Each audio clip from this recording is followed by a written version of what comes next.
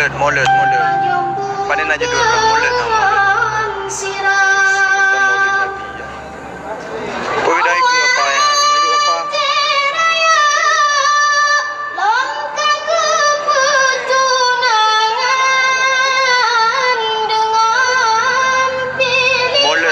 Mulut di Malaysia, mulut.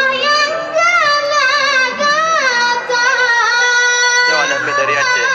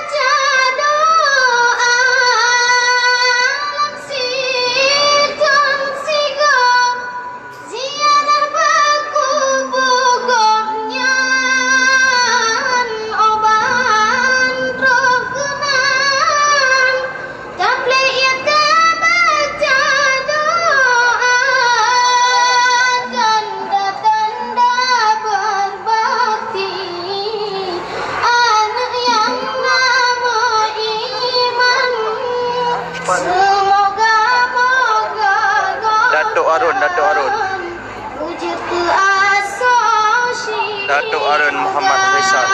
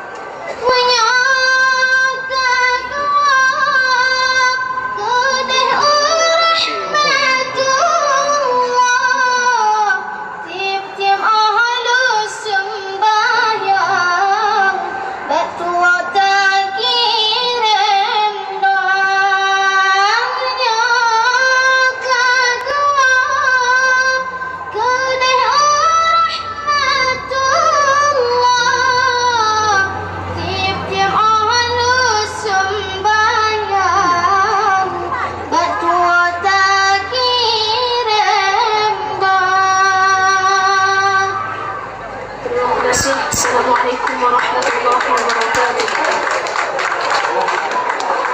Tuan-tuan, ini sedikit saya bagi terjemahan tentang lagu ini supaya tidak berlaku fitnah ya.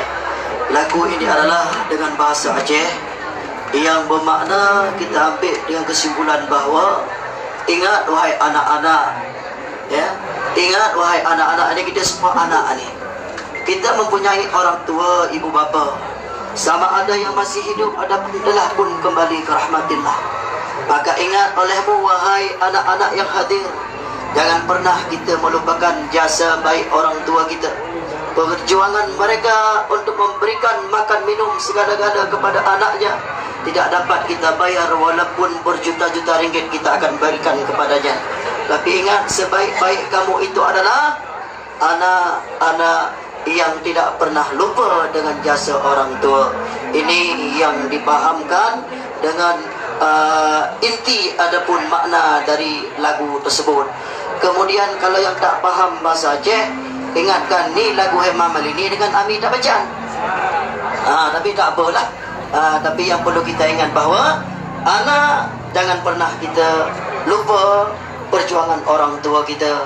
Jangan hanya kita di Malaysia, orang tua dekat kampung kadang-kadang di bawah garis kemiskinan, kita cuma mampu hantar mesej dia setahun sekali. Selamat Hari Raya, maaf zahir dan batin. Anak kepu agak SMS-nya le rusik dayo. Peng dikirim. Untuk kebelah bajai baru, untuk kebelah ongkot siye dia di kampung. Nyan na je lah. Bek dua, bek lima makawin, dak ngan promo, orang isi hana jet kerempeng di ke promo. Watan anak kerempeng, bayar tamfam pak promo. Nyawa cak promo, belanda cek ke ni. Jelas. Ini sedikit pepatah Aceh saya sebutkan saya. Sekian, terima kasih. Assalamualaikum warahmatullahi wabarakatuh.